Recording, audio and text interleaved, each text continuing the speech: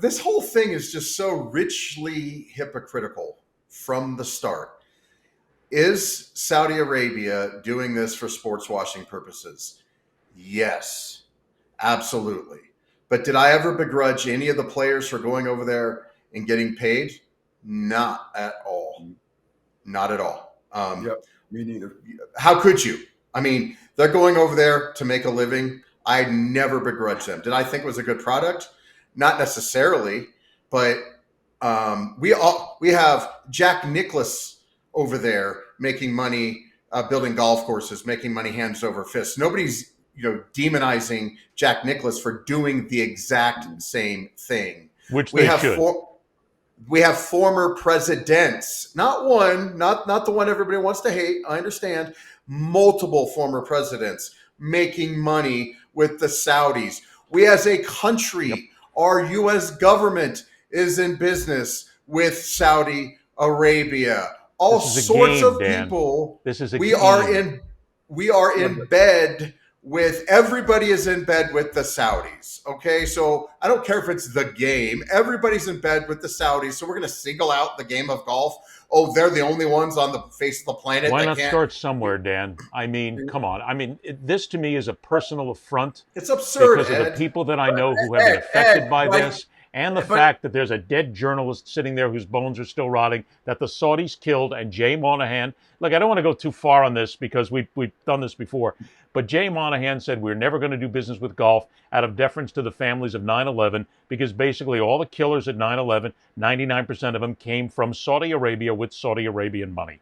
He said that. He lied. It's all being backed into a corner. It's all about money. And my point is, if you're going to make $1 million or $1 billion, how much money do you freaking need, for Christ's sake?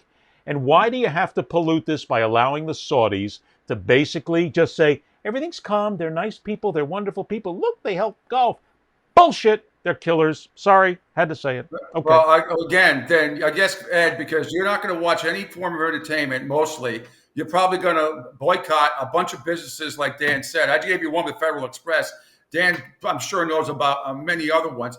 You'll be left with nothing. You'll boycott everything, and you live like a hermit and have to watch reruns of Bullwinkle. I mean, that's all you got. I mean, we can play this game. You say you want to start somewhere. Okay, lead the charge, Ed. You're going to hold up a picket sign saying boycott life? I have. Because everybody's in bed with the Saudis? It's not realistic. I have, Pete. I've been talking about this. I've been talking about this issue now for years. Ed, you're going to have to stop driving your car.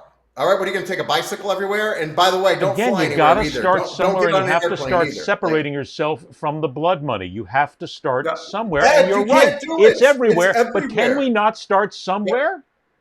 With golf? You're going to make a stance on golf. Stop driving your car, Ed. It's not all about golf. It's about an insidious ideal to make sure that they are seen as being wonderful people. Look, they didn't get involved in Manchester because they were all thrilled about soccer. They did it because they wanted political power, social power, economic power, and also to be able to whitewash their killing. That's the reason why. They didn't do it because they love sport. I want either one of you, please, just to tell me, look me in the eye. What about all the other businesses in this country? What about all the other businesses in this country doing business with the Saudis? Pete, do me a favor. Just look me in the eye and tell me that the Saudis got involved in golf because they love the game of golf and they wanted the game of golf to be better, and that's why they did it. Tell me that. No, I've already told you. We all know they got into it because it's a business. It's money. It's business. It's the same way they got involved in everything else.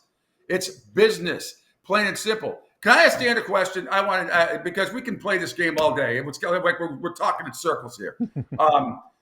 Couple things. Maybe I'm trying to figure out the protocol. If they do want Jay Monahan out, I know you're an attorney. Nobody seems to know first of all, the geometry of this whole deal whenever it gets done. Maybe we'll get more details today of how, what's going to happen with the PGA Tour. I know most of the tournaments are going to remain the same. But as far as Jay Monahan goes, who I believe he's the one who gave everybody an ultimatum and said, you're either with us or you're against us, and it backfired on him. But I'm still not sure, and I heard Bramley last night on one of the national shows. He didn't know either. Maybe you do, Dan. What is the protocol if they want to get Jay Monahan out? Not to say that this deal isn't going to be finalized, because I think it's done no matter what. But what do you know of any of the protocol? If they want Jay Monahan out, the players do. Do you know how they go about that? I don't think the players have the power to affect that, except for through just their power of persuasion. If they had some solidarity, but I think he's going to be out just because he's so badly mismanaged this deal. It's my understanding, and to answer your question, Pete, I don't know specifics, but it seems to me there's a board that runs the PGA, and I think he is going to be out just because he was just so inept in his leadership on this. He's just. Oh, but I think you said it though, Dan. The players don't have any power here. So if the players are pissed off at Monahan for lying and getting involved, you're going to have the one side that's going to say, "What are you freaking crazy? He just made us $1 billion. Go ahead and stay." He becomes the liaison with LIV I don't Golf. know that he. But in the end of the day, LIV Golf is still running the PGA Tour or whatever it's going to be called at this point. LIV Golf is in charge. The Saudis are in charge. Yeah, but I don't know that Monahan was the catalyst here. I don't think he was the one that made the billion. I think there was actually another key player on the board that was facilitating this thing. So I don't expect it to happen overnight. I think it's one of those things that 6 months, 8 months down the road, you hear about Monahan gets his golden parachute and he's out to kind of placate the players, when the dust settles, so to speak. And, he's out eventually, gracefully or whatever. But no, I don't think Monahan survives just because. But it won't make a difference if he does. That's my point. He can go ahead and leave. He's lied his way into this. The players can get as angry as they want.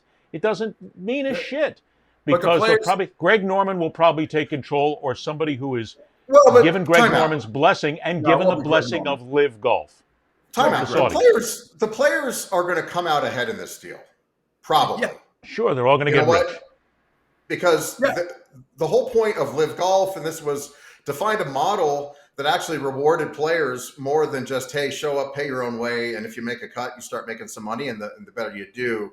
And so I think that's what they're talking about is, you can actually get some appearance fees, and it's going to go to more of that LIV model, which is why I don't know what Rory's deal is. He's just angry, bitter. Ed, you called it delusional. Here's what I do know is I do like golf. And I was watching golf these last few weeks, and there's guys like Aaron Ekrod or whatever his name was, leading. And it's like PGA Golf has sucked. And then you go to the majors, and there's Brooks Koepka, either coming in second or first, at the majors. And it's like golf was going to die. It was not going to be sustainable this way. Well, I do. I like golf. I don't give a shit. I don't care. I don't care if golf goes away. The next side of this, most of the country does care, Ed. There's a lot. Golfers are huge. Most of the country doesn't care. That's an over-exaggeration. No, it's not. You're wrong. It is. Look at the ratings, Ed Pete. Berliner, For a lot of these things, like smaller dance. tournaments, the ratings suck. Come on. Here's Ed Berliner. That's not with true. a straight face. It is true. Look at the numbers. No, it isn't. I have. What market are you talking about? I'm talking about national numbers. I'm talking about local places like Los Angeles and New York. Compared to what? That's all just analogous. Compared to what? No, you're wrong. You're wrong.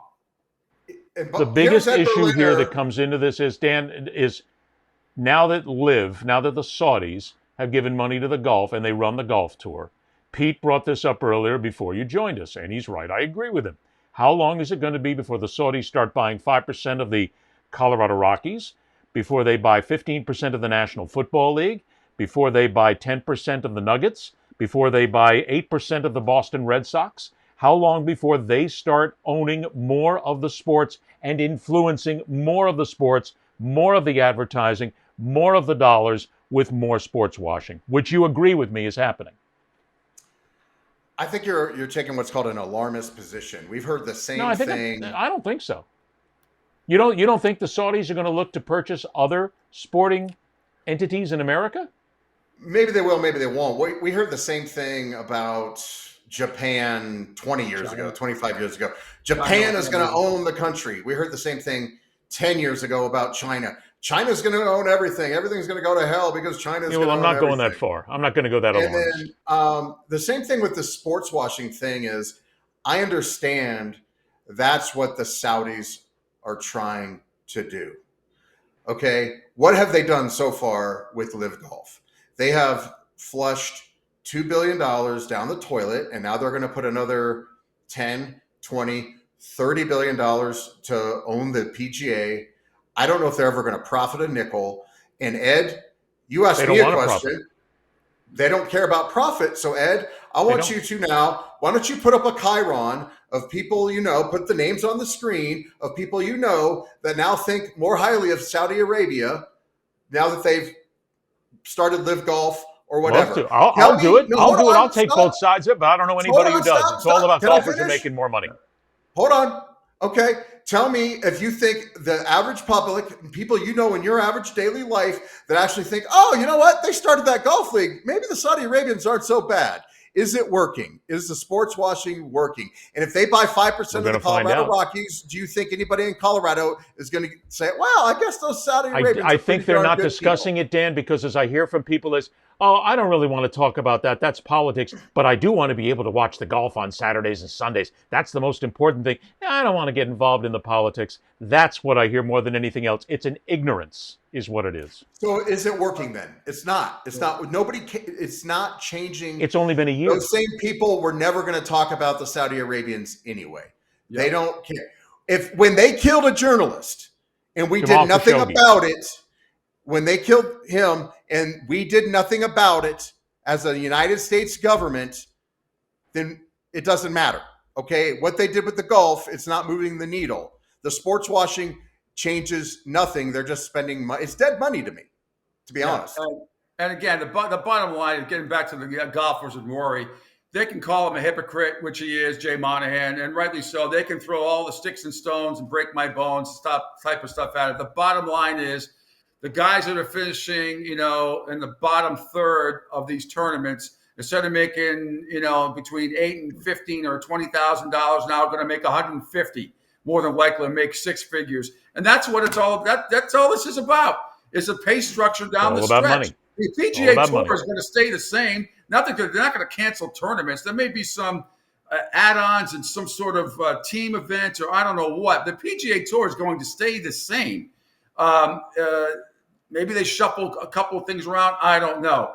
But the bottom line here is the money is made to the bottom third of these guys.